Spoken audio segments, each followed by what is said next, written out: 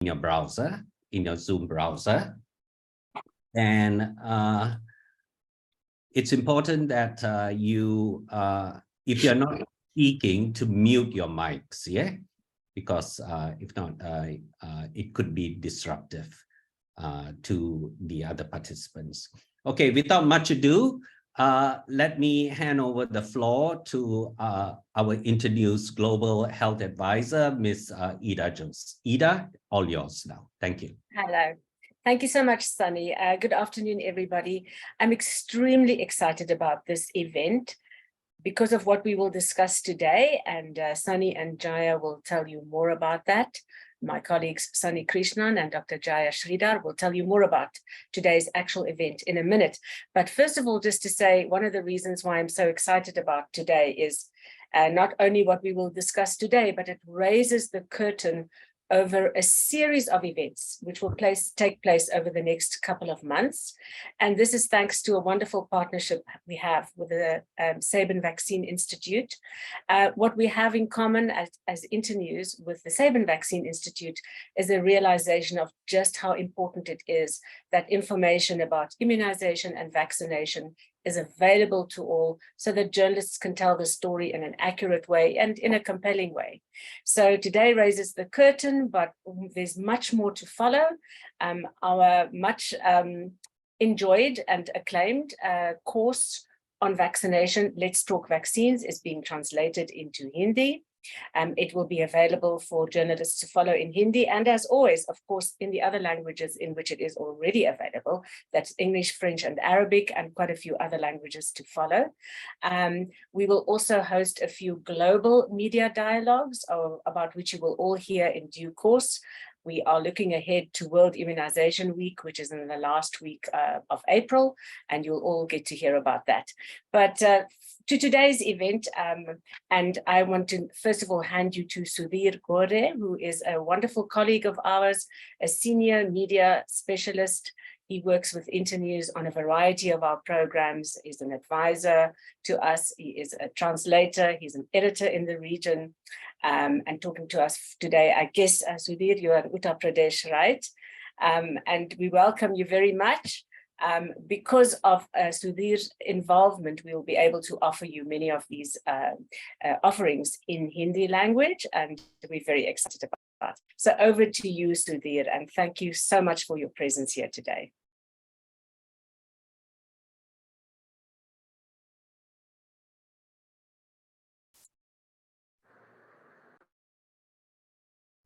Just a technical issue.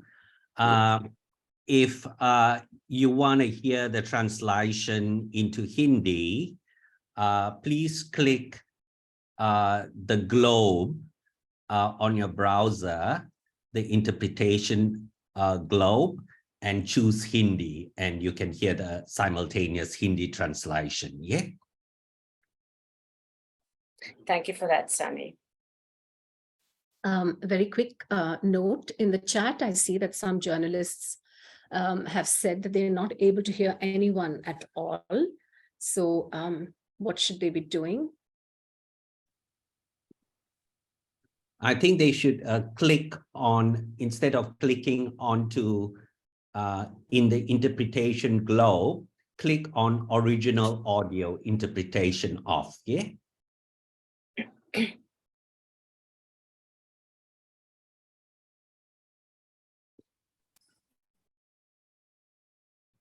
Okay, Dr. Lama is able to hear Sudhir in the Hindi. Yeah.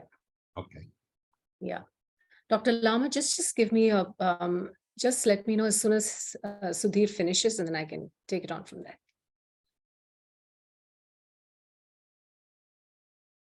Thank you, Muralik. There is in Hindi, fine. Okay, I'm going to start now. So thank you so much. So welcome everyone to today's discussion, and we're so pleased that we have so many journalists logged in. I think mostly from the Asian region, and I think we also will be joined or have been able, we're already joined by people from the African region as well. Since we have a distinguished panel of speakers, for today's webinar. I think that there's going to be a really good conversation. So I just wanted to say why we're having this webinar at a time like this. As we know, many millions of us in the world today, including many of the people on this call, we are alive and we are physically able thanks to the vaccines we received in childhood and as adults, whether against polio or measles or whooping cough and cholera, and more recently COVID-19, among many other crippling or fatal diseases. It's vaccines that have come to our rescue. But just how did that happen? It took several years for countries to build up and carry out large-scale immunization programs. And these programs were backed and are backed by good science and investments, a lot of investment that went into developing the infrastructure, supporting vaccine production, supplies, managing cold chain transport systems, training human resources, and also importantly, creating public awareness, particularly through the media. And every one of these elements was vital to take vaccines to every child who needed them. Even then, immunization efforts failed to reach millions of children, especially those from traditionally marginalized communities. A catch-all term, which sounds increasingly patronizing to me, but these are that's the term we use to refer to some communities that traditionally have been underserved or neglected. They could include hill tribes or migrants, refugees, rural families, and so forth. And you're going to hear Anuradha tell us a little bit more about those communities. And today, the situation has simply gotten worse. Since the start of the COVID-19 pandemic, the world has recorded the steepest fall in routine childhood immunization that we've seen in 30 years. And diseases such as polio and measles that were slated for elimination are on the comeback trail. Why is this happening? So one of the reasons was that during the pandemic-induced lockdowns, health workers, mainly those from the national immunization programs, were diverted to taking on the responsibility to deliver COVID-19 vaccines. And they did a stellar job in the Asian region, reaching 3 billion COVID-19 vaccine doses to people everywhere. And at the same time, they tried to get children to catch up on their missed childhood routine immunization as well. But the same communities that were missed before the pandemic, those same marginalized communities that were missed before the pandemic, continue to remain underserved by immunization efforts during the pandemic and after. So these communities absolutely need to be reached, and that's the major single motivation for our conversation here today.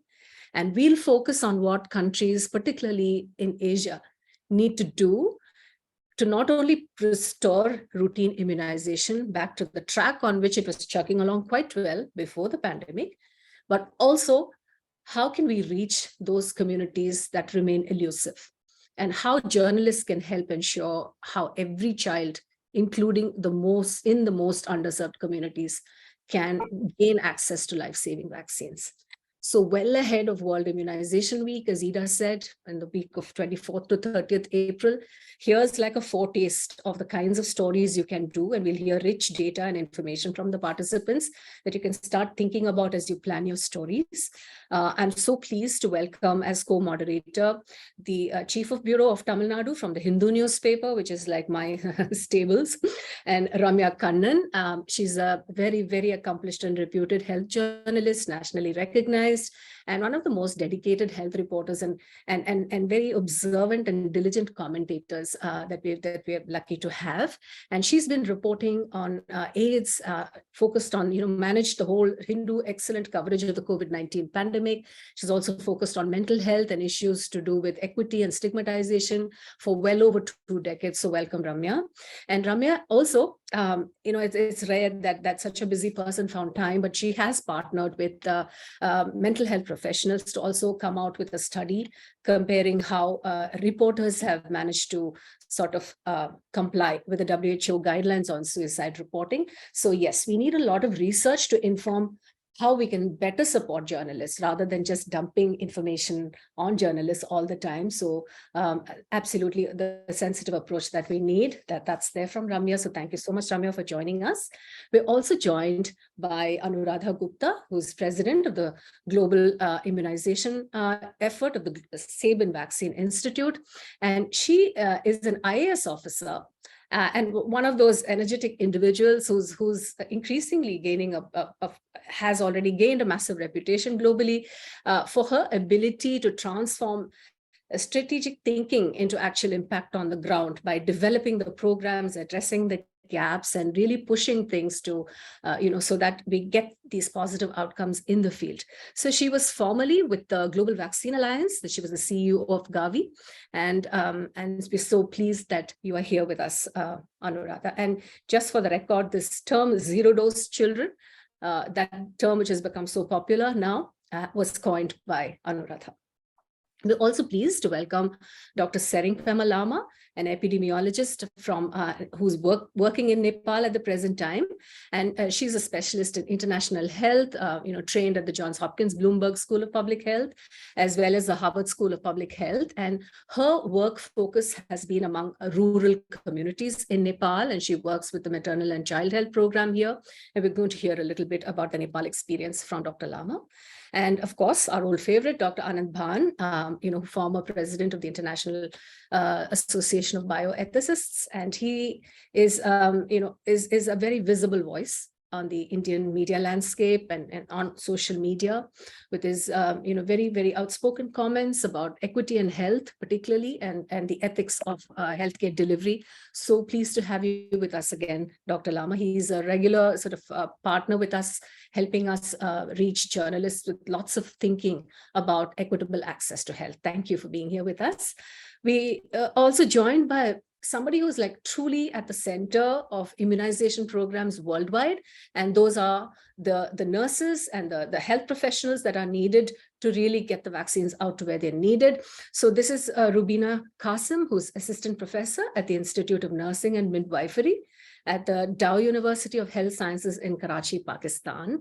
And she has been focusing with a very, very hard to serve community, the peri-urban slums of Karachi, which have today become like a crucible of very, very underserved populations, displaced people who are there as a result of conflict driving them out of their homes. There are refugees there. There are people who have absolutely no identification or a sense of belonging, who are falling between the cracks of whatever health systems are in place in Pakistan. And also welcome to the youngest member of this distinguished panel. We have Deepika Gumaste, who's a freelance journalist and someone who her writing always shows us the amount of hard work that's gone into the research. And she brings a lot of herself to these topics. Her passion is researching and telling stories that drive meaningful community impacts. So she's very focused on what readers want to know. She's done a considerable amount of work in mental health reporting. So pleased to have all of you join us. And thank you, Sudhir, for stepping in with the translation. So I'm very quickly going to just lead to Anuradha to sort of set the stage for us. And can you start off, please, by defining what you mean by zero-dose children? And what are the main challenges and opportunities in reaching vaccines to these communities globally, but with a focus on Asia? Thank you very much. Anuradha, over to you. So thank you, Jaya, and everybody for convening this webinar. And I'm so pleased to see our journalist friends here attending this conversation.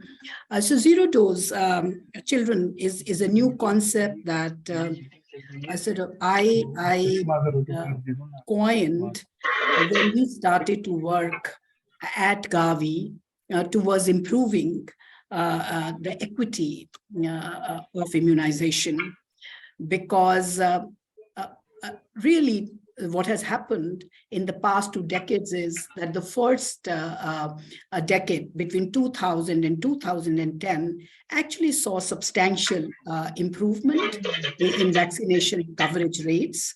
Globally, the 11 vaccination coverage improved by 11%. And I just want to clarify that when we are measuring vaccination coverage, the third dose of DTP vaccine is a proxy indicator. And so we measure coverage through that. So the first decade was really good. But then after 2010, the coverage really started to plateau. And between 2010 and 2019, we saw only a 3% percentage point improvement in immunization rates globally. But what happened during this decade was really tremendous progress made in terms of introducing new vaccines. So a lot of countries were able to introduce vaccines against pneumonia, against diarrhea, and several other diseases that low and middle income countries did not have access to before 2000. And therefore, we saw that the children were now being protected against an increasing number of diseases. But the problem really now was around the fact that coverage of DTP3 was not improving. And that is why, at Gavi, where in the past the focus was really on introducing new vaccines, we started to get worried about the stagnating rates of DTP3. And when I started to dissect data, I realized that 2/3 of those close to 20 million children who were consistently missing out on DTP3 actually had not received even their first dose of DTP. And to me, that was really a wake-up call, and as we started to study the profiles of these zero-dose children, we realized that they were extremely poor and also lacked access to a lot of other, other services. So I think that's how I coined this concept and started to focus attention on the fact that for us to succeed on immunization front, we actually need to bring a laser focus on these zero-dose children. Just more thoughts here. One was that though only 1 in 10 children was zero-dose, they account for nearly 50% of vaccine-preventable diseases. And I think that's a grim reminder of the disproportionate burden of morbidity and mortality that these groups can suffer from. And then we also understood that these children live in households, which, as I said, are extremely poor, but their mothers often are not educated. They do not have access to skilled birth attendance, antenatal care, or contraception. And these households often do not have access to water, sanitation, and hygiene and nutrition. So there's a very positive correlation between zero-dose children, stunting, and wasting.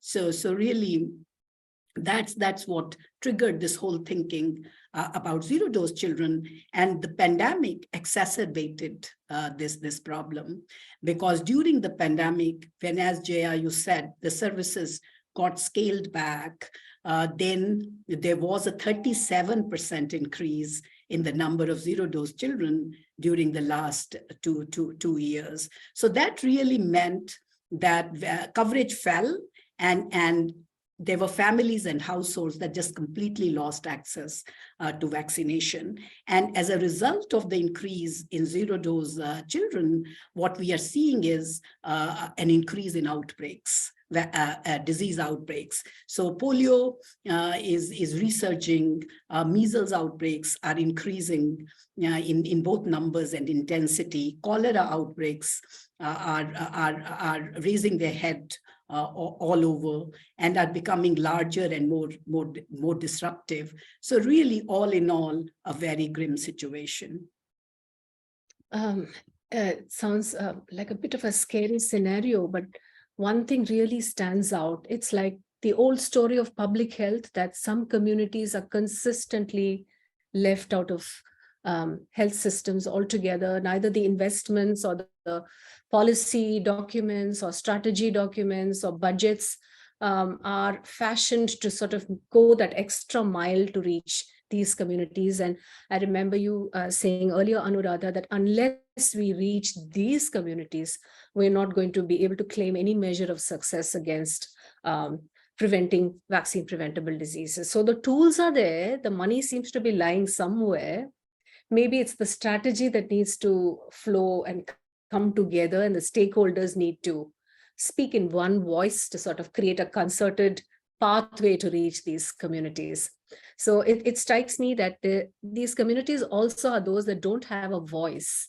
So they are not able to come forward and say that, please give us the vaccine somehow. There's no advocacy or anything like that. So maybe this is the opportunity for journalists to become their voice and speak the world of that community and really highlight it to policymakers and local governments and so on.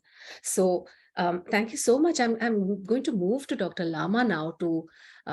Dr. Lama, can you illustrate like what Anuradha just said? Can you just illustrate how it's playing out in the field in rural Nepal from your perspective? How are you addressing these needs that she flagged up? To you, Dr. Lama. Sure. Thank you. So I work with a project. We work in a particular district in rural Nepal. It's in the Tarai, which borders Bihar, and it's south of Kathmandu. And the area there is mostly like ethnically, they are Madhesi groups, but we have a small groups of the religious minority group is Muslim population. And we see a lot of vaccine hesitancy and also low vaccine uptake within these minority groups. One is the Muslim population there, as well as the lower socioeconomic Hindu families. And in my work, like with the communities, we don't do direct programs on vaccination as such, but we have been collecting data on COVID-19 vaccine through this COVID-19 vaccine hesitancy and inequity through the Sabin Vaccine Institute funded research that we did. And also we are currently doing a maternal newborn intervention trial. So in that, we are collecting data on how many pregnant women have gotten COVID vaccination and so forth. So from those kind of data that I have understood and interacting with some of the health workers working in the area, certain groups who are not getting the vaccine because there's a little bit of miscommunication. When working with the pregnant women, we saw that although the government had changed the policy that COVID-19 vaccine was safe and should be delivered to pregnant women, in our study, we still see that like about 1/3 of them had not received the COVID vaccines. And the ones who did, the vast majority, like 80%, had gotten the vaccines before they even found out that they were pregnant. So and then while interviewing the health workers in our COVID vaccine study, we found that the FCHVs, who are the female community health volunteers, the frontline workers who work in rural settings in Nepal, they were also misinformed, like they were not clear in terms of when the policy was changed, how they should communicate effectively to the women and household members on whether they should go for vaccination or not. So this is for the COVID scenario, right? So applying that to childhood vaccination, it's very important. What we see is that the frontline health workers, like these female community health volunteers, since their main task is to increase health service uptake within the community, they need to have proper training, supervision. That's what they also reported to us in our small study that we did, saying that there was not much proper training for them to learn how to communicate, to like clarify rumors regarding vaccine, and also like when vaccines are being delivered. They didn't know when the vaccines were available in the health facilities. So I think those kind of information could be clearly informed to these frontline health workers, as well as journalists who could share those informations via media. And another thing we did find also was one of the trusted source of information was family members, as opposed to healthcare workers. So it's very important we see that in communities where there is very low vaccine uptake, applies to COVID vaccine as well as childhood vaccination, it's very important that the guardians of households, who are not usually the female caregivers of children, as usually the male member in the family. So they need to be educated on the various importance of vaccines, and also when they are available, that they are free and safe and effective. So those kind of, I think, outreach work needs to be emphasized in order to increase vaccine uptake in those communities where there is like zero dose children or low vaccine uptake. Thanks, Dr. Lauman. And I see a senior health journalist and WHO RCC specialist and trainer, Adele Belletta, joining us from South Africa. She's a columnist and commentator who's been covering AIDS earlier and COVID-19 and one of the authors of the Let's Talk Vaccines course. So her remarks are that health departments are simply not investing enough in the very important area of helping health workers communicate better with the communities that they are sent out to work with. So, and this is an ongoing problem. It seems to be not all that difficult to surmount, but the will has to be there, and the ability to be able to do that, the training that needs to fall in place has to happen. Thank you so much. So that was a whole range of issues, I think, and together with the problem of training needed for health workers, I think there's also the issue of understaffing of the health system in general and in the immunization program. So health worker shortages are an issue. So that also throws up the question of whether it's possible to train citizens as, to support the vaccination program in some way, but we'll come to that later, whether we can have vaccine champions as such. But let me quickly move to Anant at this point, because Anant, with your experience, particularly with the current project that you're doing, you are trying to reach out to communities that are traditionally some of the most difficult to sort of connect with for mainstream health providers. So can you tell us a little bit more about what you're doing in India? We're trying to promote vaccine literacy and bring the communities that you work with into the health care network. Over to you, Anant. Sure, thanks, Jaya, and a pleasure to be on the panel. So, one of the first things as public health professionals we have to acknowledge is that within the field of public health, vaccination is a very important public health intervention and also a long-term investment for health. And this is for both health system, but also for the communities, which are usually key partners for the vaccination drive. Now, if you talk specifically around marginalized communities, the challenges are largely driven by the fact that there have been historical systemic inequities in various social spheres with regards to these communities. And health, of course, is one key social sphere within that realm. Some fundamental issues which emerged in our own work, which was funded by Sabin Vaccine Institute, where we've been working with transgender community members and persons with disability, and also in our own work at Sangat Bhopal with ASHA's, the 1 million plus health workforce, all women that we have in India, is trying to understand what are the kind of issues which are relevant to communities when they are trying to intersect with programs such as vaccination. The first one, of course, was the issue of trust. It is a fundamental requirement. It requires a proactive approach to understanding broader health access for these communities and situating vaccination within it. We cannot speak of vaccination without understanding the broader realm of how health systems operate. The vaccination is one of the interventions which a health system runs, but you cannot only drive vaccination without making other forms of health access available. And that, I think, is sometimes a shortfall, that we see programs more vertically.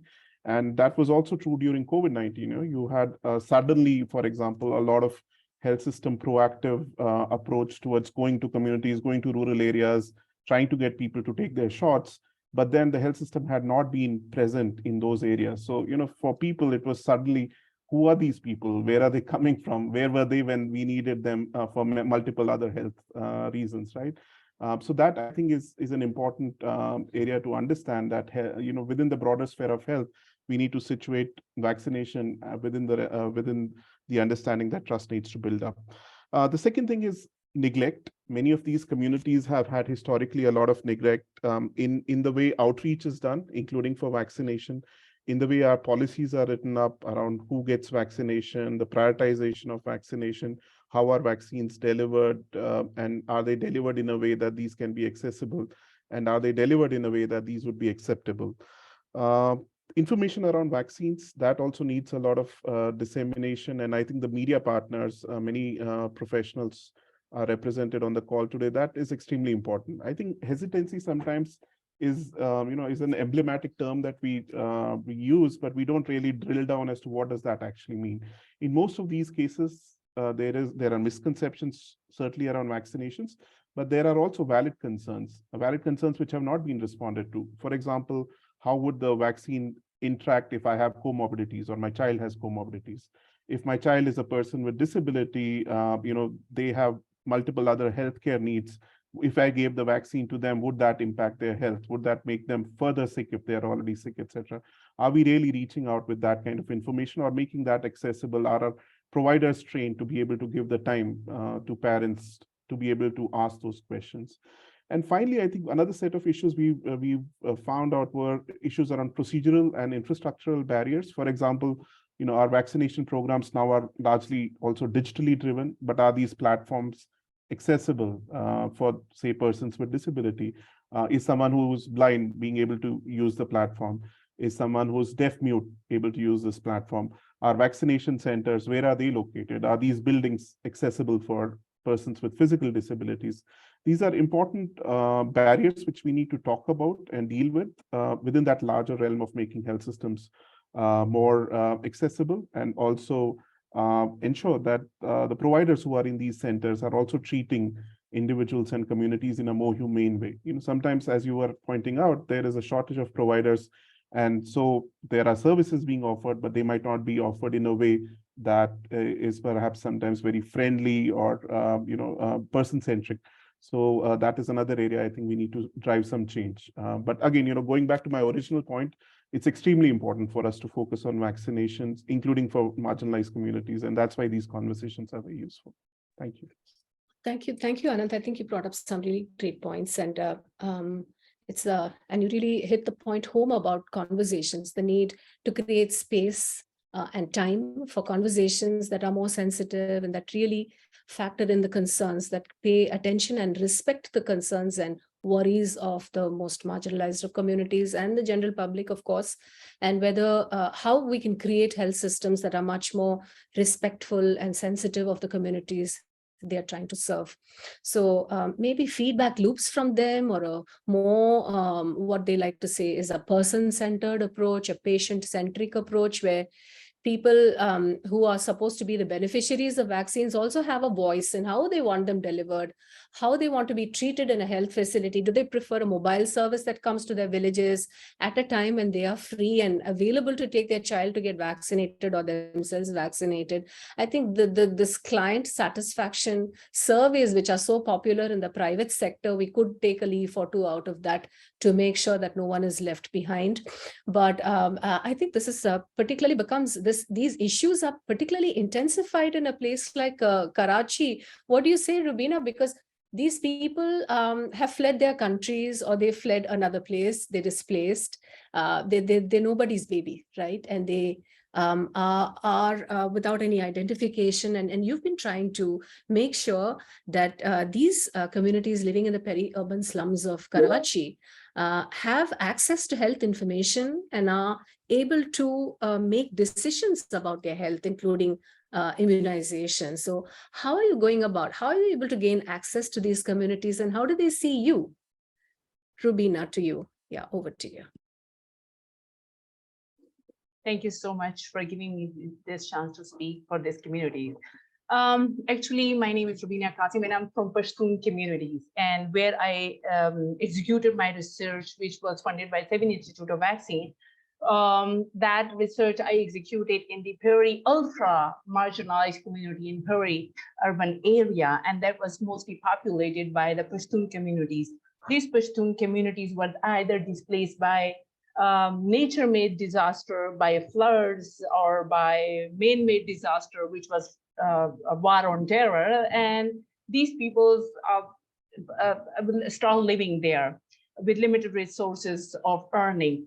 So in this peri-urban area, if you look at, there's a lot of lack of access to the basic civic facilities. There will be no health services. There is no education system, sewage system, clean water, roads for commute. So, and if you know that the rate of immunization in Pakistan is still very suboptimal, with only 66% of children aged 12 to 23 months being fully immunized. And there's a great disparities in immunization coverage, which exists in the province and within the urban and rural area. So, but the most disadvantages the peri-urban area suffer is because the coverage estimate for large peri-urban slums are conspicuously absent in various demographic and health survey.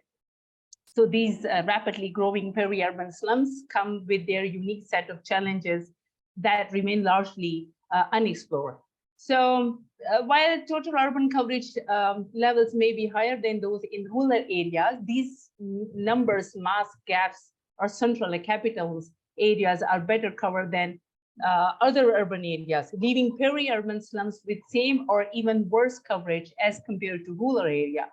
So the main important thing is like when we talk about the zero dose, the children living in peri-urban urban area or with informal settlements are the most disadvantaged subgroups and do not benefit from the urban advantages of health coverage due to lack of institutional deliveries as research. So, and they have this in Pakistan, according to the BDHS data in 2017 to 18, 50% of deliveries, only 50% of deliveries are institutional deliveries.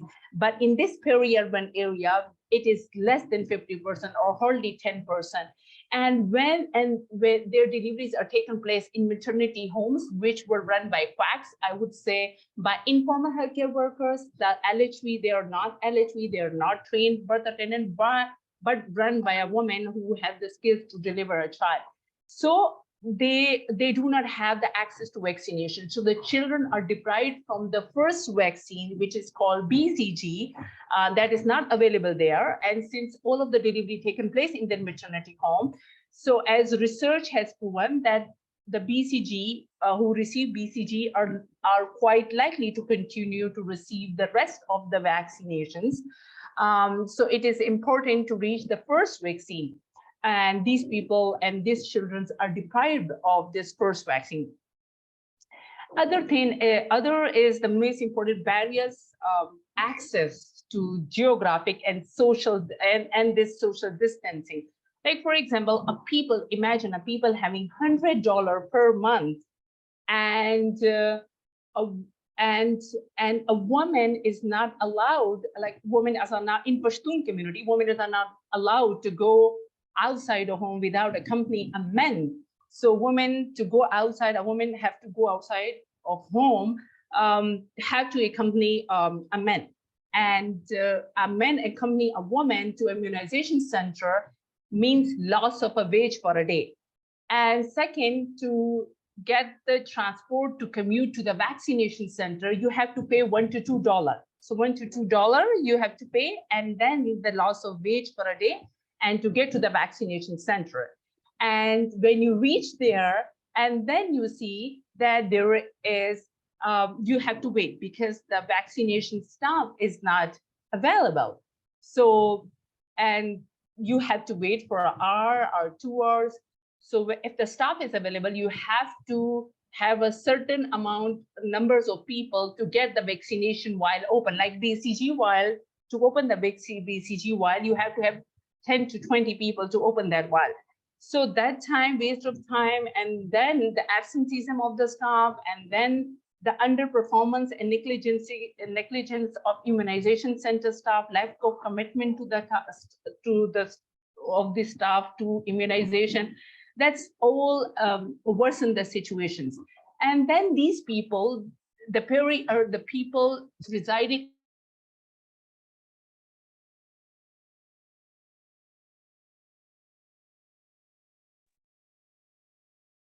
Rubina, we can't, yeah.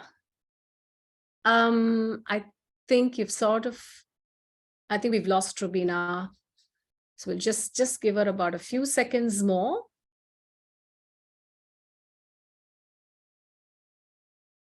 Sunny, could you WhatsApp her to let her know that she's like dropped off and we can't hear her anymore?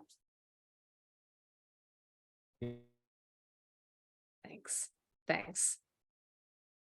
Yeah, and I do know that Rubina was almost at the end of her, sort of remarks.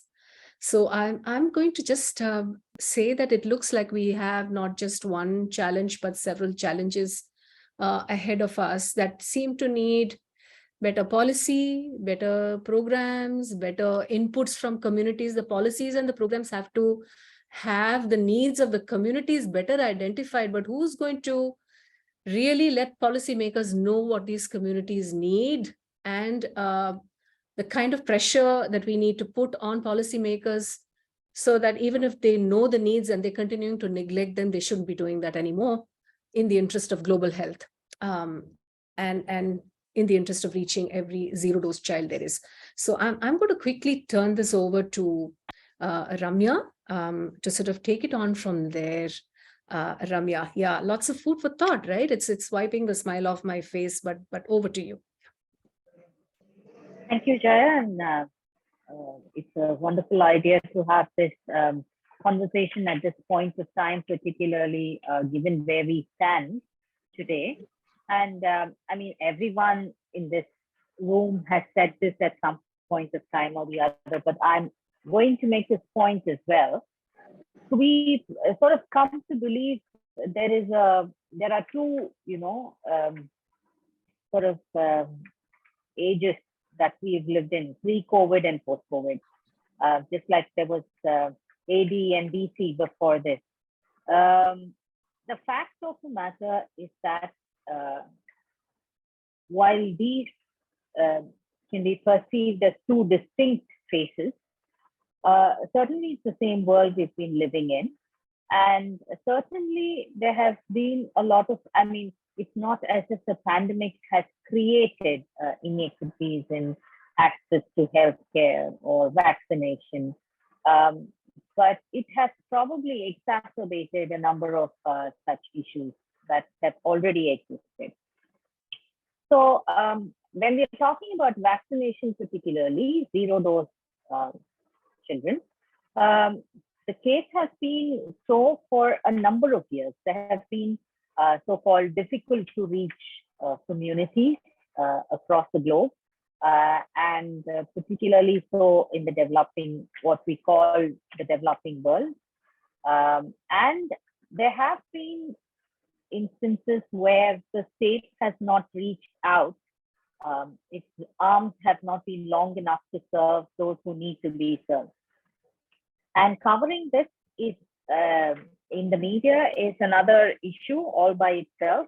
The media has, as we'll all agree, unwittingly sometimes portrayed the story from the wrong end. And that the impact that media has is quite obvious, especially with the vaccination stories. And it is very clear that negative news spreads really fast. Disinformation is more popular than clarification. And sometimes, it's too late before we could address the wrongs that we have done. It takes so much more effort to come back from that position, particularly with reference to reporting on vaccination. So this is the scene that we are in today. There's a great deal. So one thing that the pandemic has done is it has increased health coverage by tremendously increased health coverage. That is something that we have to be grateful for. And that is also something that we have to utilize as journalists. It's something that we have to do right now. With these few words, I think we'd like to go on to Deepika. Hi, Deepika, welcome. I think, as a freelancer today, someone who's not attached to a particular organization, do you think it is difficult to sell stories on immunization and the various aspects regarding healthcare access to newspapers or websites or, or channels that do run this kind of content? thanks, Ramya, for putting this question. And as a freelance journalist, yes, it's extremely difficult being a freelance journalist in India, and I assume that's the case worldwide. One of the major things that and a little backstory to my own career in media, right? I am not a health reporter like you have been. When it comes to health reporting, I'm perhaps in my infancy stages, to be very honest. And I think the point that you made, that we saw a lot of health coverage, increase in health coverage during the last 2 years of pandemic. I think that's true, because overnight the pandemic meant that every journalist in India became a healthcare journalist. Suddenly there was pressure on newsrooms.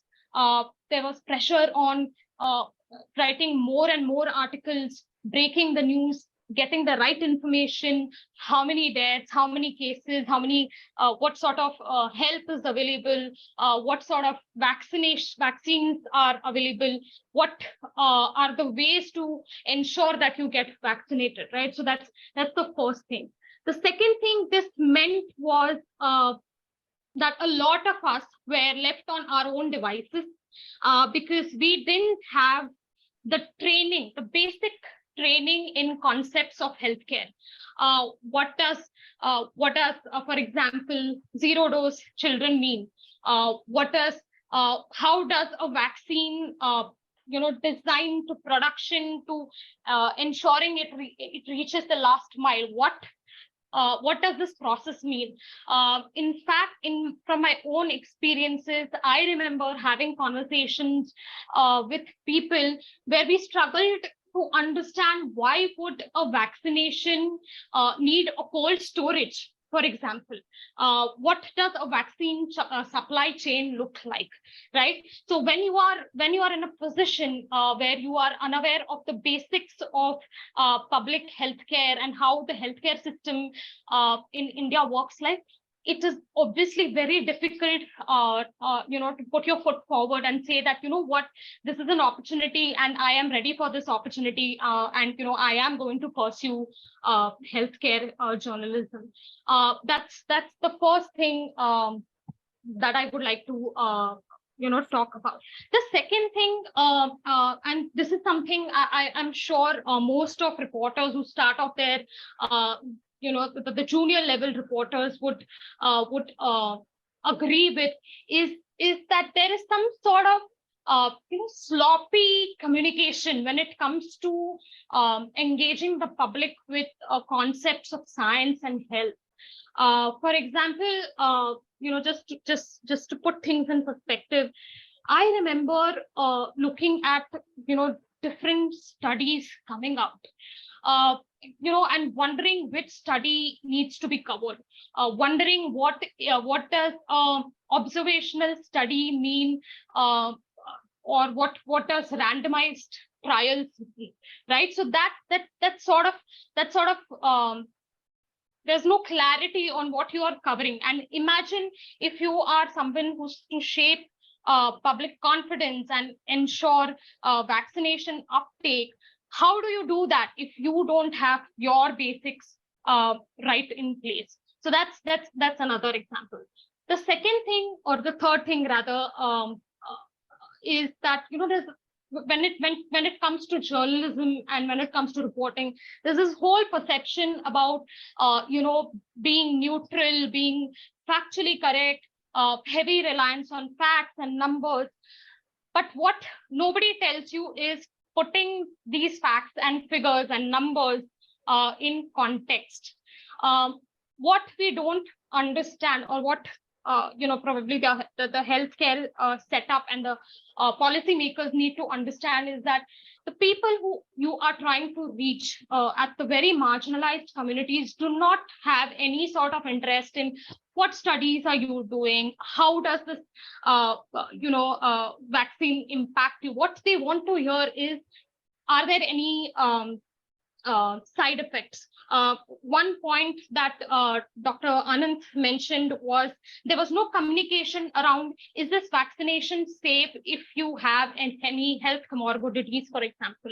I remember talking to a source when I was doing a piece on vaccine hesitancy, and she mentioned that, my mother-in-law has diabetes, she has heart problems. Do you think it makes sense for me to get her vaccinated? So those are the sort of communication that sort of went missing from the whole the last 2 years that we've seen. And the fourth point I would like to make is the absence of hyper-local journalism. When reporting on health issues, we often find that most of the studies or the scientific studies or the research that comes out is out of West, and it doesn't really answer the questions or address the challenges the people in global South face. To give you a very relevant example, if I am a grandfather sitting in a town called Ambala in Punjab, I don't care what the CDC in Washington, DC is saying. I don't care what a Dr. Fauci in America is saying. I want local voices. I want to hear people I live with. I want to hear people with whom I share my daily, I go by walking out my daily things. So those are the sort of things that were, not available. And I would also like to make a point that as a freelance journalist in Mumbai, I probably had a lot more resources and network at hand to sort of bring the the local relevance. But if I'm a reporter in Chandigarh, I don't know if that person has those sort of devices and resources. Right. Thank you, Deepika, for that very impassioned sort of response. And I think if every journalist were to, start with this to look for resources, then it would be wonderful. It would, you made some really excellent points, particularly about reaching out to communities that have no clue whatsoever about what they're missing out. For instance, when they did the NFHS survey in Tamil Nadu, during one survey, it turned out that Tamil Nadu recorded a horrendously low vaccination rate. And then when these results were published, so the state government was absolutely shocked about what had actually happened. Turns out that that was the year they had introduced the pentavalent vaccine, and therefore they were bunching 5 vaccines in one. So each of those vaccines didn't get counted because this NFHS is where you interview the participants. So that is, an example of what we have we see on a daily basis, even in, sort of health advanced states like Tamil Nadu.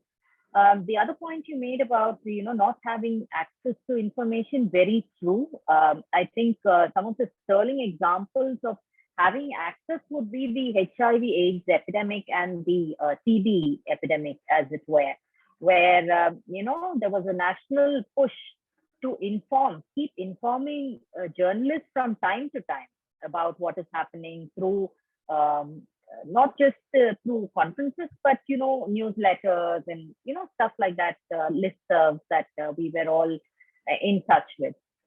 So that basically we brought in Deepika to tell you all the others on the panel how difficult it is for a journalist before you take off on us.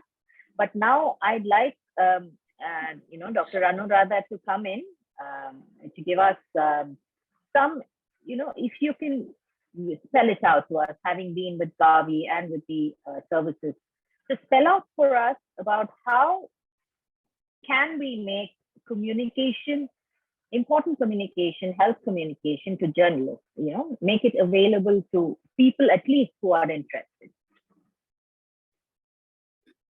So thank you, Ramya. And I must say that the comments that have been made by panelists absolutely resonated with me. So I think people approached this subject from different vantage points.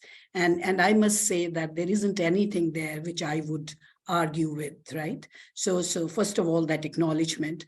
Now coming to the question that you asked about, so I think Deepika was spot on when she said, that generalists are not technical people, and health can be sometimes very, very complex technically, right? And I think we need to therefore demystify the whole thing for those people who are not necessarily health professionals. And how do we do that? So that's really the first thing, right? And to me, the second then important issue is that how do we sort of become much more transparent, transparent in terms of a communication, because there are a lot of times when every bit of information is not available, with the global institutions, for example, WHO, right? Or even the researchers or the academic institutions. And that indeed was the case during COVID-19 pandemic, when, vaccines had been developed for the first time in human history at such an unprecedented pace. And there were novel technology platforms which were deployed for the first time. So clearly a lot was known about the safety and efficacy of these vaccines, and that is why they were approved, but they all had emergency authorization. But there were also certain aspects, right, where information was not available. And I think the critical thing, therefore, is how do you actually become much more truthful in really admitting what we know and what we don't know, because sometimes there is this fear that if people were to say, right, sitting in these institutions, that we don't know XYZ, then what kind of backlash it would have. So I really think we need to figure that out. And that's an important lesson coming out of COVID-19. The third really issue is the timeliness of communication, because sometimes certain communications are made, but they come too late in the day, right? So as Dr. Bhan said, and Deepika sort of reiterated that communities have valid concerns, valid questions, right?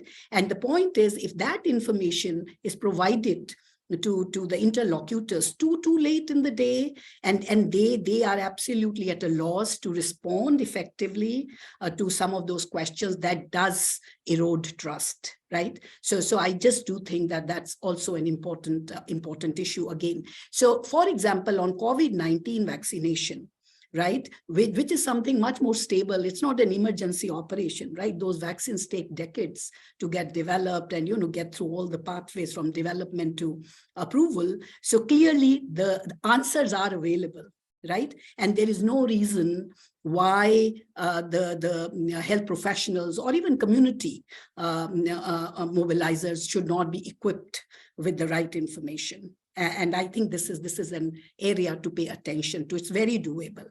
But then, there is also an emergency situation where like COVID-19 pandemic, where a lot of things are happening at a pace which is extraordinary, right? That's not something normal. And therefore, there may be certain gaps in terms of understanding and newer questions, and new pieces of evidence, actually. For example, you would recall that when COVID-19 vaccines, the first batch of COVID-19 vaccines was released, a lot of people genuinely believed that those vaccines would prevent transmission of disease. And that is the claim that was being made. But later it was proved that actually vaccines do not prevent transmission, right? They only sort of prevent serious illness, hospitalization, and related deaths. So I think it is also a question of how you discover, certain new information over it. So to me, but I think really this highlights the whole value and importance of effective communication, public communication, and also equipping, be it journalists or those people who are working with communities with the right and very simple, lucid information, and if that is not done, it is only going to exacerbate the questioning from communities, and also, multiply the doubts that the communities may have. Now, I also want to address one question that Jaya put in the chat box, where a question has been asked about under resourcing and investments in marginalized populations. And I think again, it's such a fantastic question. The fact that we have continued health disparities, including zero-dose children who are markers of those acute health inequities, is because enough attention is not being paid to vulnerable, marginalized communities, and enough investments are not being made.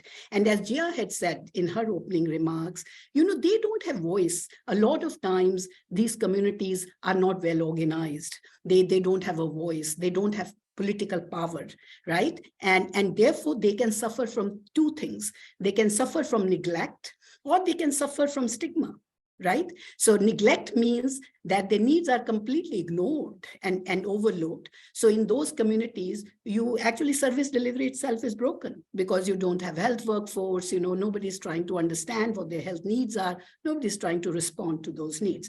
But the second is really crass stigma, where in a village or a town, you actually may have highly well-organized services, but the health providers' attitudes, they are stigmatizing certain households, which are either poor or, as somebody said, they could actually be belonging to an ethnic minority. So what we have seen at least I have seen during the course of my work is that, of course, poverty, gender, ethnicity can be critical barriers, right? Or really the stratifiers, of inequities. So, and when I'm talking about ethnicity, it's not that all ethnic groups are at similar disadvantage, but ethnic minorities can sometimes be at a serious disadvantage. So if you look at Afghanistan, for example, where you have a lot of ethnic groups, you would find that there is one particular ethnic minority called Nuristani, where actually the preponderance of zero-dose children is just astounding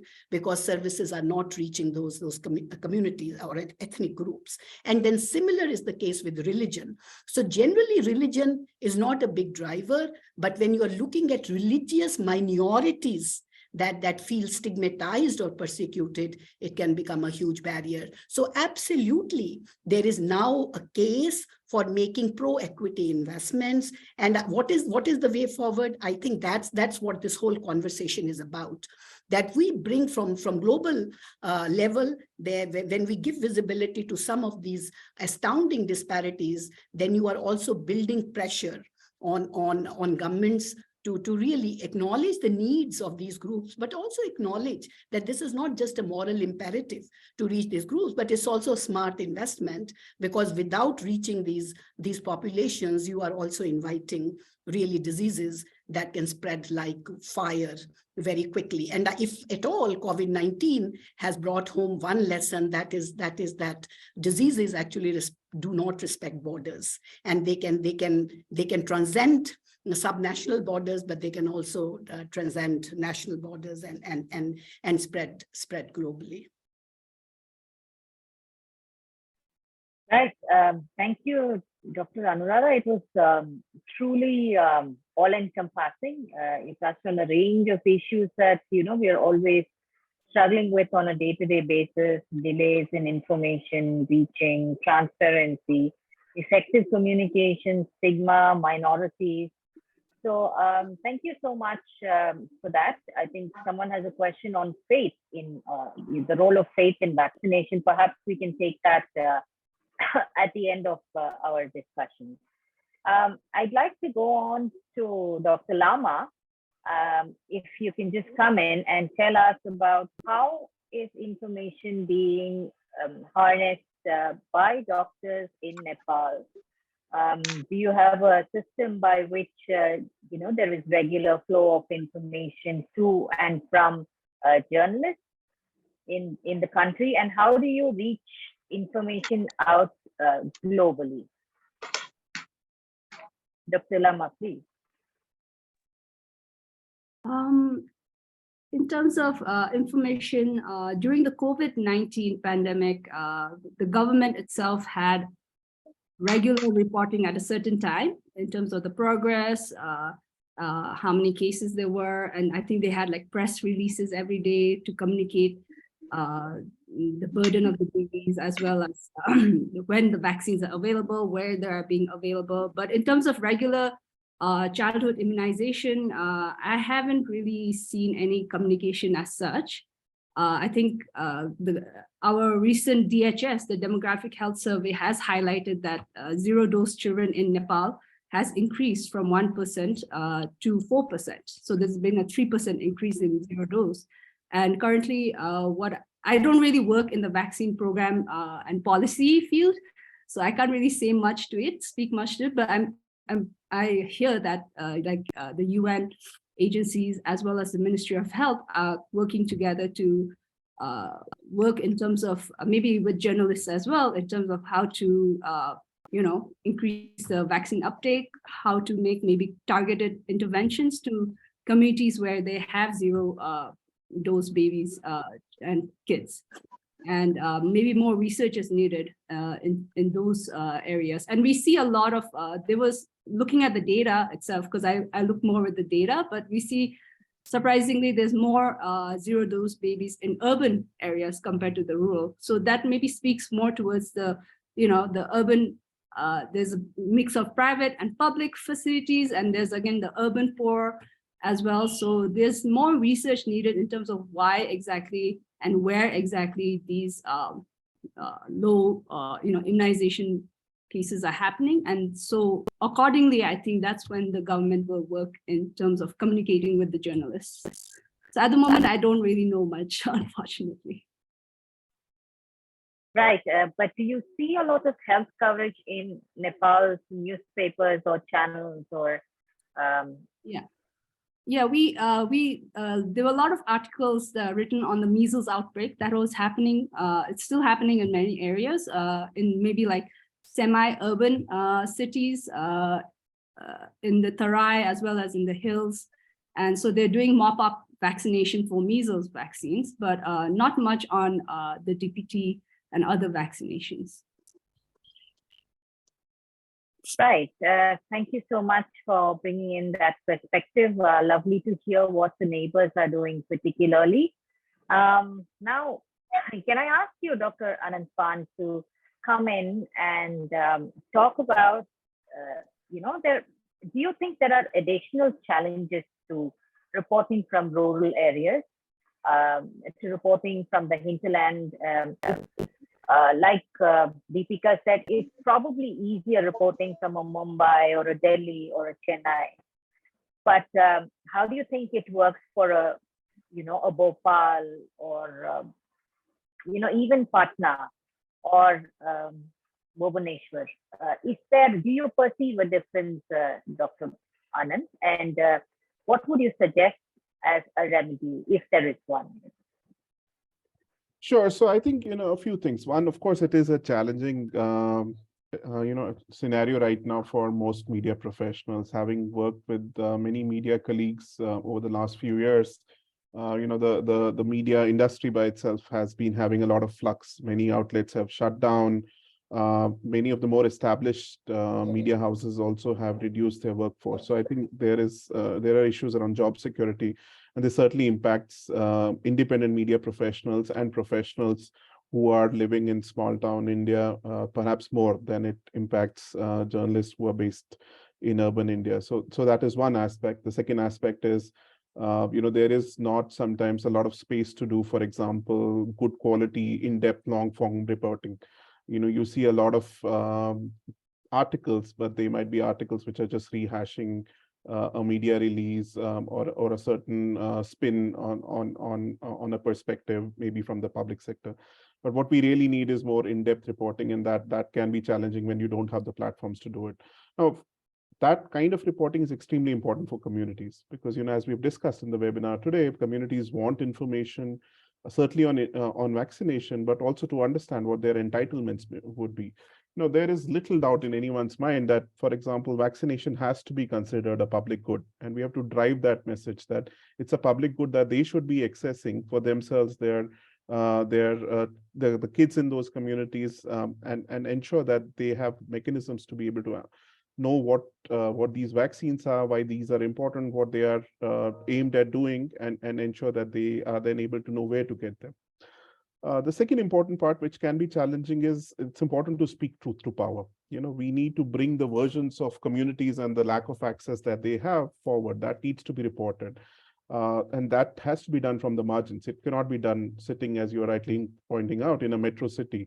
And those gaps need to be identified. You need to go out to the communities to try to identify what those issues are, what the challenges are, and that those stories need to be told. Only when those stories will be told, when we probably will have better understanding. We also need to help keep the focus on vaccination during and beyond COVID-19. As you were pointing out, Ramya, there was a lot of focus brought to health reporting broadly because of COVID-19. But will this stay on as we are trying to recover all of the lost ground, especially around zero-dose vaccines, etc., and also to bring the needs for marginalized communities forward? And finally, I think data is crucial. Whenever we try to do advocacy with public policymakers, you of course need valid.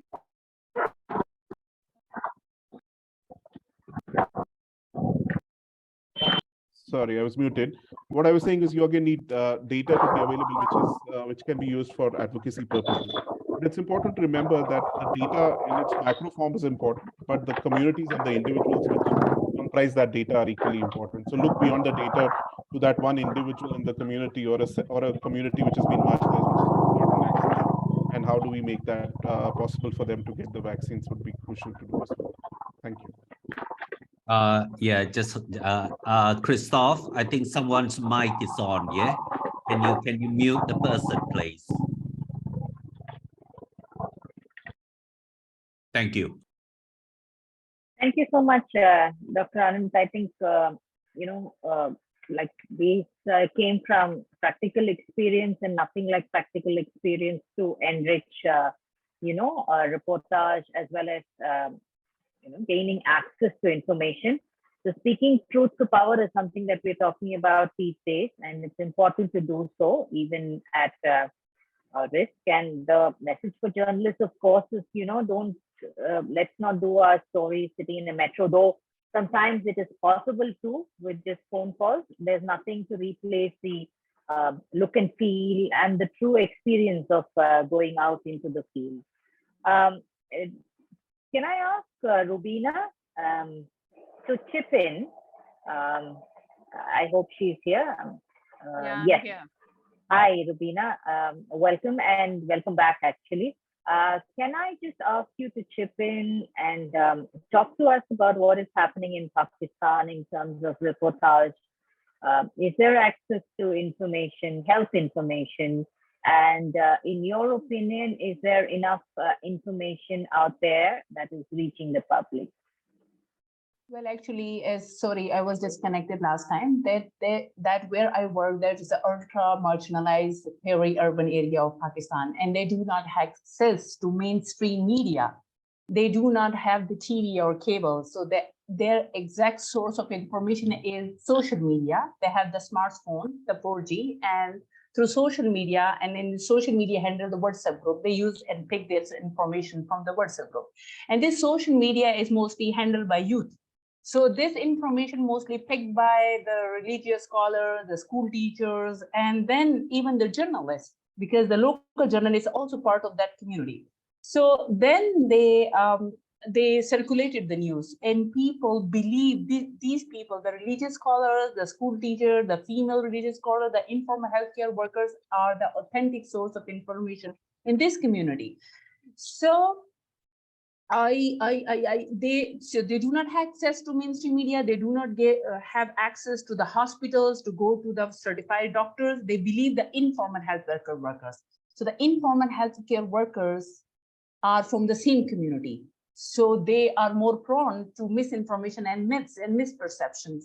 So since they are the part of this community, and the journalists, local journalists, also part of the same community. So the problem is that the misinformations are rampant in this community. Now, how could this be sorted out? The solution is, as a healthcare provider, we executed one research in the community with the help of community stakeholders, that whenever you do research in this marginalized community, you have to keep on board everyone from this community. As I will quote Dr. Anuradha Gupta when she said that one size fits all approach to vaccination is absolute. So in peri-urban, ultra-marginalized slum area, the population mix also leads to proliferations of conservative belief system to other ethnic groups. And strategies which are effective for one ethnic group may not work for another. So reaching zero-dose children and addressing the barriers to under-immunization will likely improve equity in immunization coverage, as poor children are more likely to be zero-dose and have higher dropouts rate. So the immunization services and intervention for the slums should be designed in accordance with the local context and provided in consultation with the slums or stakeholders and community residents. And how we overcome these challenges of this myths and misinformation which were rampant in the COVID, we have seen that. As a healthcare worker, we have to keep on board the local journalists, provide them with the recent research data, make them part of our research activity so they can have the insight of the vaccination progress and about vaccination. So they can be in position to highlight these barriers and help in advocacy to facilitate vaccination access in marginalized population and create awareness regarding benefits of vaccination and counter misinformation, because only together we can ensure that no one is left behind with immunization, which is free of cost and most effective in preventing infectious diseases. And this can only be possible to work together, keep these community stakeholders on board, and especially journalists. And the last thing I want to add, that journalists also have the responsibility before they make any story or make it public or write or speak anything in the media, they have to make sure that the information they got should be authentic, should be accurate, because they never know that a smallest misinformation can create a lot of confusion and a lot of disasters in this ill-informed communities. Thank you. Thank you so much, Rubina. I think excellent points about social media. It's something that we cannot ignore anymore, and the role it has to play both sides of the spectrum. Thank you. That is all that we have from our panelists, and I'm going to take the cues from the chat box in order as it has been typed. And I see Ramya, you're muted. Yeah, no, yes, I think someone is muting me, but I'll go again. That's as much as the panelists we had today. And I'm going to take cues from the chat box in the sequence in which the request came in. Senior Health and Development Journalist Bharati Ghanshyam has a point to make, and then we'll have Adele Paletta, who can also come in to make a comment. Hi, everybody.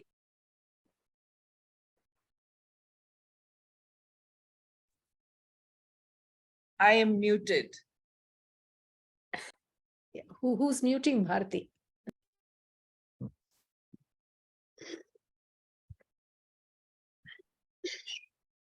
Am I unmuted now? Can you hear me? Yes. Okay. Yes, we so can hear you. Thank you. Thank you for allowing me to speak. It's been wonderful being here, though I lost a large part of because I lost internet connectivity. But I was in when Dr. Anuradha Gupta was talking, and she said some very nice things. I love one term which she said about equity investment. And then there was also this talk about how there was a lot of HIV journalism as well as TB journalism. And what we're seeing in TB is absolutely astounding, that India has actually got a campaign called TB Mukt Bharat, which we never hoped for about 10 years ago. And I think the media had some role to play in this. So when we put these three things together, I think the bottom line that comes is the investment. And as Deepika said, hyper-local. So where are the investments on journalists for vaccination, to build our strengths on reporting? Because it's a very complex topic. And for me, it's like, it's so complex that I don't even begin to understand the word vaccination, because, you know, it's very technical and so I don't see any investments in building capacities of journalists to write, to give informed coverage and informed stories, in-depth stories, which Anand spoke about. And these were the things that made a difference to HIV and TB. There was a lot of focus given to building capacities of journalists. So, you know, it's not this whole thing of attending conferences or something like that, but little programs for journalists where all the FAQs on vaccinations are explained to them, demystified. And then you'll automatically see the coverage, because the journalist never goes anywhere and comes back without reporting a story. I think this is true for the sector. And as for finding platforms, that's up to us. We do have enough platforms through which we can push these stories onto social media and ensure that a lot of people see them and get to learn things from them. I think this is what I had to say. Thank you. Thank you so much. Adele, please. Yes, and thanks once again. It's a fascinating discussion. And I just wanted to say, you know, in thinking about what we're talking about, I think, you know, I'm just getting this kind of thing of, okay, so what do we do? And, you know, for so long, I think that the relationship between, let's say, health officials, scientists, and so on, and the media is actually most often characterized by mistrust, interestingly enough. And, you know, it's that kind of thing of like, I don't, as a journalist, want to be seen to be stupid, and I don't want to be looked down upon, right?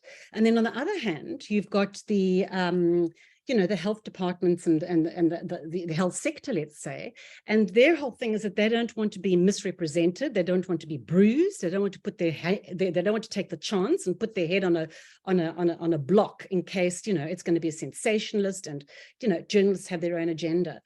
And that, I think, has really typified relationships, and I think to a large extent it's problematic. I don't believe that that is in every case. I think that in many cases there have been a wonderful working relationship between journalists that are trusted by the departments and the health people, and vice versa, because remember, it goes both ways, right?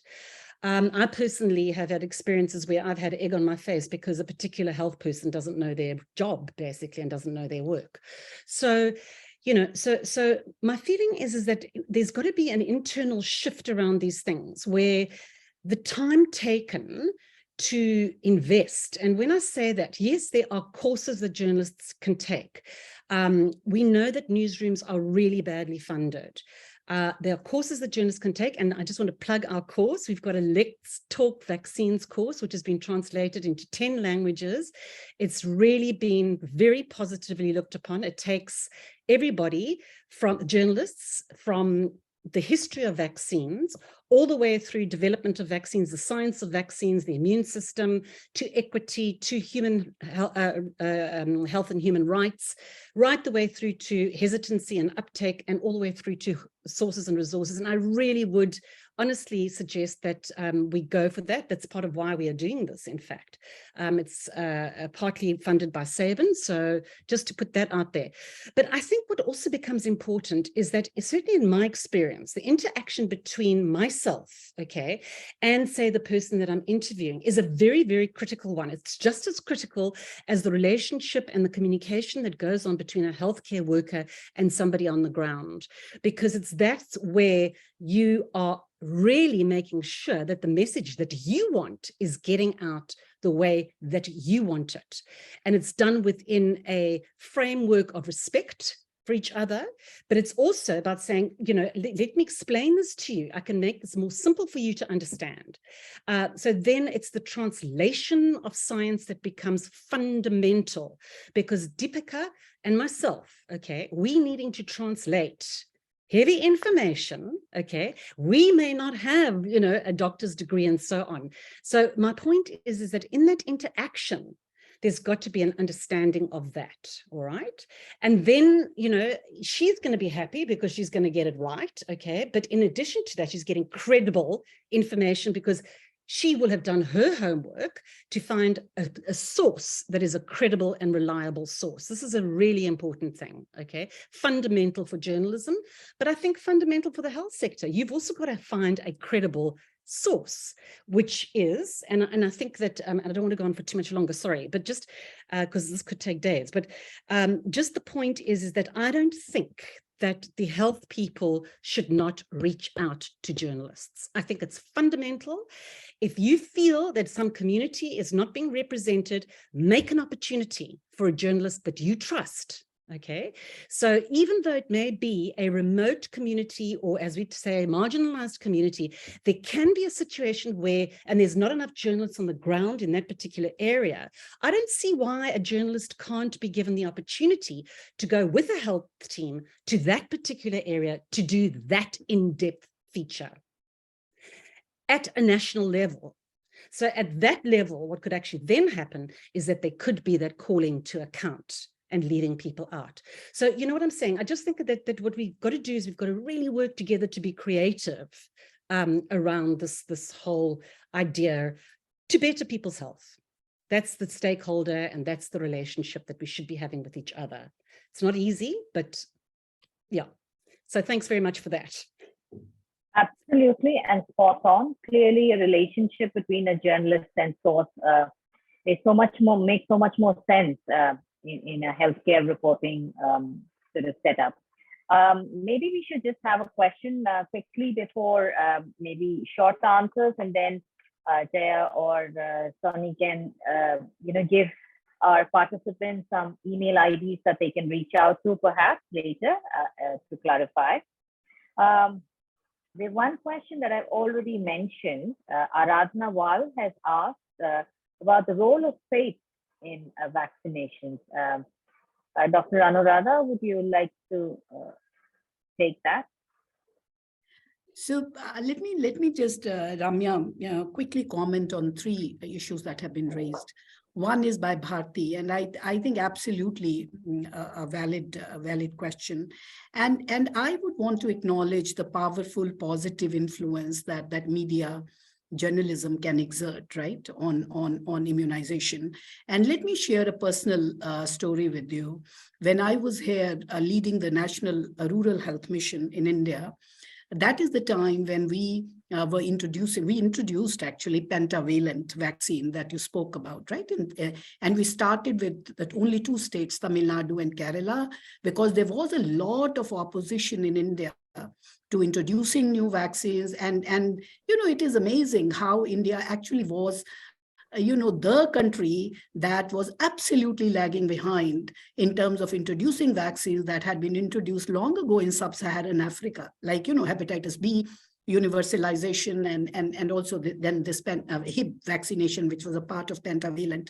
So it was sort of with great difficulty that we were able to move forward at that point of time with introduction of pentavalent vaccine. And we started with Kerala and Tamil Nadu, as I said, and as a part of that preparation, because there was a lot of, again, misinformation, disinformation, rumors, and what we did was to get the health secretaries of the two states, you would know them, I'm sure, Girija Venkataraman, who's my batchmate, and, Rajiv. And, so what we did was they actually assiduously worked with journalists and media to make sure that they were prepared for what kind of questions, that what are the kind of adverse events that could happen. And really, what is the distinction between adverse events following immunization and adverse events attributable to vaccination, where you see a causal sort of relationship between vaccination and the adverse effect. And I can tell you, we were able to counter a lot of propaganda, because of the support that we were able to garner, from journalists, and people just reported accurately, factually, and, that was extremely helpful. Now, why we vaccination or vaccine community hasn't really sort of, capitalized this huge asset that we have. So sorry. That is because That is because, I feel that's and I was discussing this with Jaya earlier today, that I think because vaccination, community always felt quite smug, frankly, because vaccination was progressing very well. As I said, it is still the most equitable health intervention with the largest coverage, and people thought they were succeeding, right? But now with COVID-19 vaccination, for the first time, the immunization community really realized, kind of community backlash that can happen if accurate information is not shared with people, and also if we fail to bring on board important stakeholders like journalists, right, and media. And now, as I said, it is the first time that we are also seeing an unprecedented decline in overall immunization rates. And I think this is a wake-up call for this community. And I absolutely agree that there is such great value in partnering with journalism. And that is why I am personally very appreciative of the initiative that has been taken by Sabin Vaccine Institute, in at least, sort of galvanizing this whole community and, let's talk vaccines initiative. And I think we need to really take it much, much further. And that's our intention. The second question is really about faith, right? You talked about Yes. this question by Aradhana. And I would say that, I don't know what exactly, is meant by faith. So there are two kinds of things. One is that we have always seen that faith-based organizations are playing a hugely critical role in delivering vaccination services across countries, right? And the religious sort of leaders have been extremely influential in getting support of people towards vaccination. And in India, you would know that there was resistance from certain communities, but the religious leaders actually played a hugely supportive role. And same in Indonesia. I personally gone there worked with ulemas and all, and that is, so one is really the faith-based organizations, and because people have faith in them and those religious leaders. And the second is really the faith in vaccines and immunization. So to me, that is interchangeable with trust. Faith and trust, confidence, faith, trust in the value of vaccines, the benefits of vaccines. And it is, then I go back to the same discussion that we had, that yes, it's a very, very important aspect to pay attention to, because, you can't let questions just linger on. I think, and just the final thing I would make is, and that actually requires respect, utmost respect for communities. And moving away from this whole mindset that globally we can prescribe certain approaches and give certain guidance, and that would be automatically implemented. This is no longer going to happen. So I think we have to get ourselves into the shoes of the communities, into the minds and hearts of the community, and start to actually look at the whole problem from their perspective and say, what are their questions? What are their concerns? What are their needs? What are the service delivery models that are going to work for them? And that is what will actually sustain and promote a trust, not just in vaccines, but in health services more broadly, and also public health institutions and governments. Thank you so much, Dr. Anuradha. I think that sort of, ties it all together. Thank you so much for an opportunity. I'd like to thank our panelists and our journalists, and over to you, Jaya.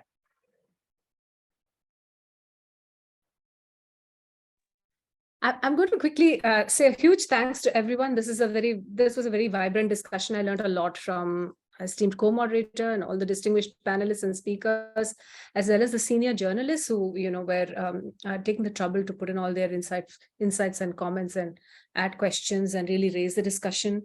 And I loved it that it was such a hands-on discussion. It was discussing a lot of the practical issues that we need to really come to grips with in order to promote a better quality of commentary in the media about vaccines, and practically and responsibly support immunization efforts, not just in Asia, but worldwide. So I'm going to turn it over to Sunny for a formal sort of thanks to everyone, because I think absolutely a lot of thanks need to be made. Thanks. And thanks, Sudhir, for your great work. Yeah. So over to you. Namaste. Thank you very much. And our profound thanks to the Sabin Vaccine Institute for supporting this webinar, this very important webinar on zero-dose children and how to reach missed communities. Our profound thanks to Dr. Anuradha Gupta, Dr. Anat Ban, Deepika, Dr. Rubina, Ramya for your wonderful moderation, Dr. Pema Lama from Nepal for your wonderful interjection of peri-urban communities and marginalized communities, and also touching on faith-based communities and how to reach, how to make inroads into these communities to instill vaccine confidence among parents. And of course, a wonderful thanks to my wonderful colleague, Dr. Jaya Shrida, for this excellent moderation and helping, being the person who was the inspiration for us for this webinar. Also like to thank my Internews Global Health Advisor, Ida Jos, for all the support, and a special thanks also to my colleague Christophe Hitayazu, who's actually joining us from Kigali in Rwanda. And thank you, Christophe, for your wonderful technical support. Not to worry, if you come in late, I know a couple of you have come in late, the recording of this webinar will be on our Internews YouTube channel, and we'll send out the link for all those who've missed part of the program, part of the discussion, this wonderful discussion. Have a good day. Namaste. Thank you very much, and hope to see you again. There'll be much more coming in this program organized by the Sabin Vaccine Institute and introduced together. Thank you. Namaste. Dynamite. Thank you. Namaste.